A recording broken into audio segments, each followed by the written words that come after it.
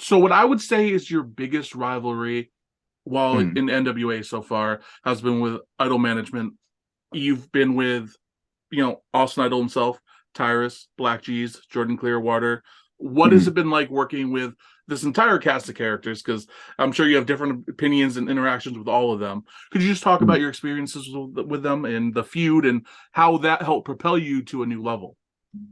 Yeah, honestly, when it came to this feud, and I always struggle when it comes to interviews, to either speak in kayfabe or speak out of kayfabe. Um, but I've had a great experience with it so far, even up to the worst possible experience I've had in professional wrestling so far, which I would still kind of say is, even though it's the worst, it's kind of still like a silver lining with the concussion that I got back in June, whenever I was having the first TV title match I ever had. Um, I got that concussion, and there was a couple backstage things with that kind of happened to where there was definitely some locker room heat for your boy afterwards. And I'd kind of been working through that for the past couple months. Shoot, I may be bringing it back up just by talking about it in the first place. Oh boy. But it's fine. I had to learn a lot more about myself and how I carried myself in professional wrestling, and also how I saw professional wrestling. I had this thing where once I got into the business, I kind of hung on everybody's word, and I really cared. Not, I wouldn't say that it was a lot. It was a little bit too much. So I was always afraid of screwing up and messing up, and I always cared. I took a lot of weight with what anybody thought. Uh, no matter what happened, I was always scared I was going to screw up. I was scared of heat. I was scared of this. I was scared of that. And then finally, I got confronted with that situation. Same thing with my very first injury. I'd never really been injured in pro wrestling. I've been hurt plenty of times, never had a serious injury. And then this was my first serious injury. It was my first bout with legitimate heat that I knew for a fact. It wasn't just like any speculation. I knew that I had heat. And I'm not going to specify who the heat was with or how the heat came about or exactly what was involved in that situation, because a lot of people do know about it, and it's not exactly like a big public knowledge thing, and it shouldn't be.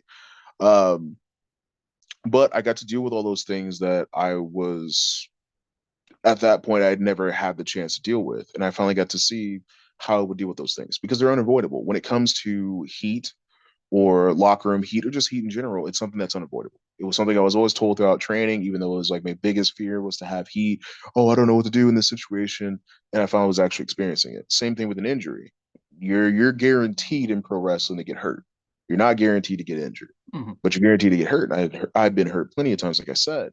So now I'm actually dealing with an injury. Now I'm actually dealing with these things. I have to see if I'm going to fold under that pressure.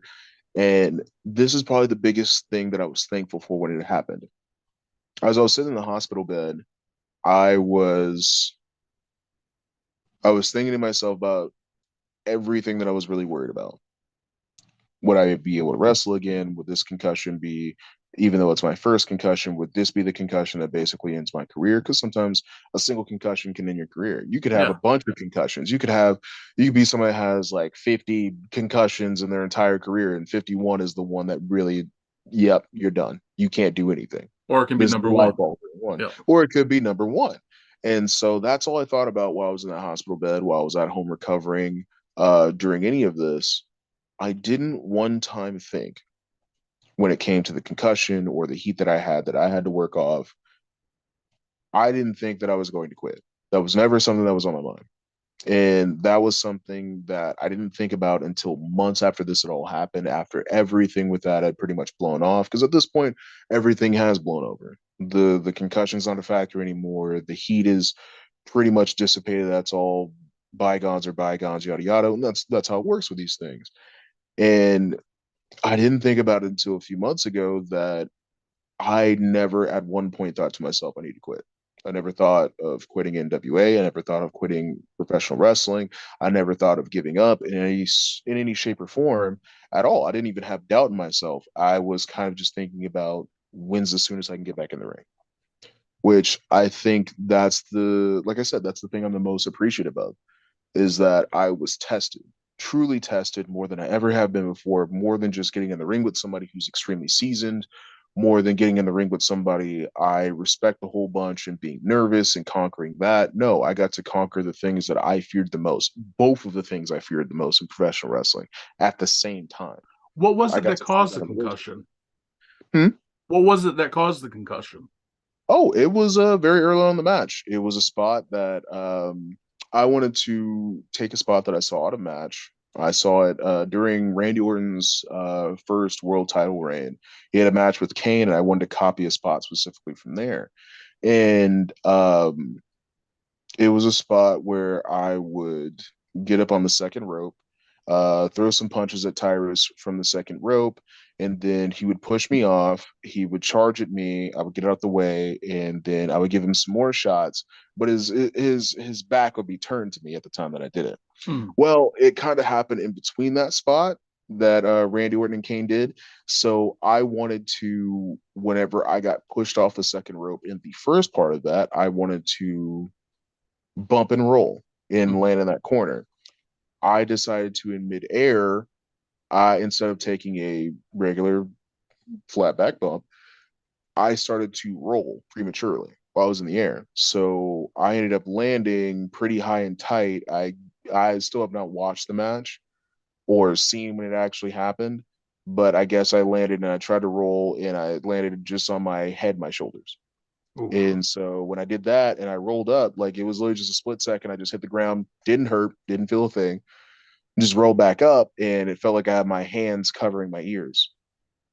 And I was like, huh, that's kind of weird.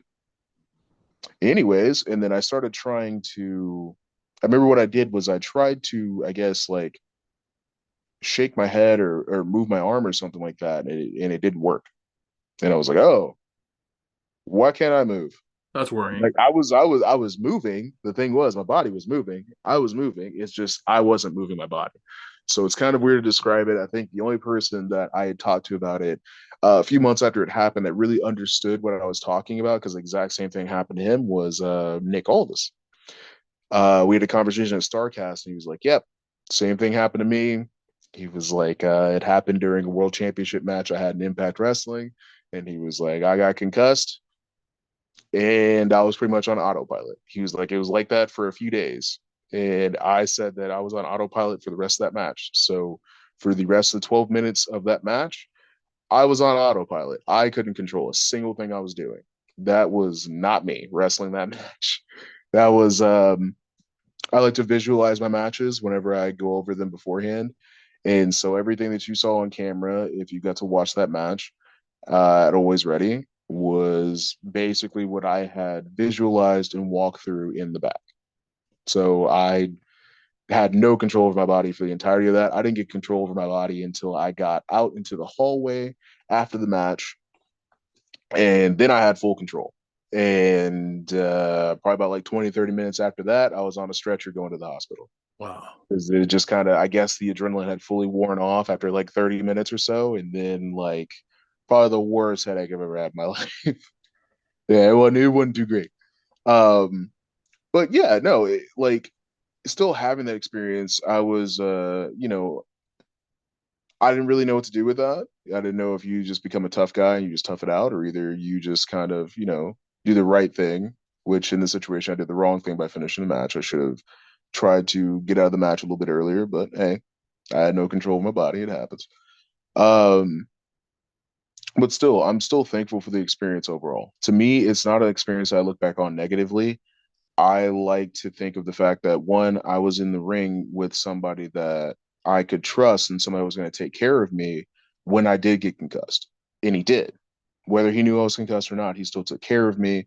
And I still had a great medical staff that took care of me whenever it came to going to the hospital and getting seen for the 6 hours I was in there. I still had a company that still cared about my well being, no matter what happened afterwards, or, whoever was mad at me for whatever I did here and there, yada, yada. There was still people that still cared about my well being. If anything, I think that was at the source of, you know, probably the vitriol that I got was that people were worried about me.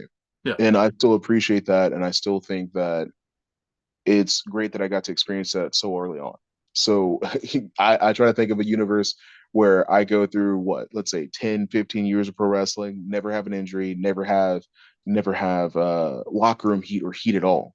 and then I finally have it. And I don't know what to do. So, and it could be a lot worse. So I got to deal with it beforehand. I got to deal with my worst and darkest day in professional wrestling, and I got to handle it in a way that I think I handled it well. I think I handled it well so far. Yeah, it was a great learning experience, clearly, and obviously, it's not something you necessarily want to have happen, but the fact that it helped you grow is a positive way of looking at it. Oh yeah, definitely. It definitely helped me grow. And honestly, looking back at it now, I wouldn't change a single thing that happened with it. And that's not always something you can say about negative experiences. Not everybody's going to be like, oh, yeah, I'm happy my grandma died, or I'm happy my dog died, or something like that. And so I think that's also just because I have a huge appreciation for professional wrestling. So anything negative or positive that's happened to me over my journey in professional wrestling is always going to be looked at as a positive, a net positive overall, because I'm still moving forward. I still can move forward. You know what I'm saying? Yeah, that's a healthy attitude.